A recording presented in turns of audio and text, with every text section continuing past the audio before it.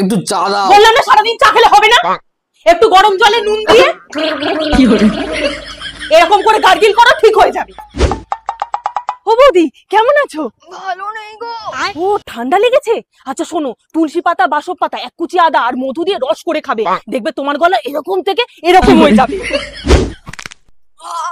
মা মা গাড়ি মুতে লেগেছে মা। দেখ সারাদিন আরো ফোন দেখ, ওরকমই হবে। মা ওখানে বসে থাকলে না ঠিক হবে না, ওঠ উঠে একটু নড়চড় কর, কাজ বাজ কর, দেখ ঠিক হয়ে যাবে। সারাদিন ওরকম মোচ আমাদের কত ভালো লাগে। ও বৌদি হাঁটুতে ব্যথা নাকি?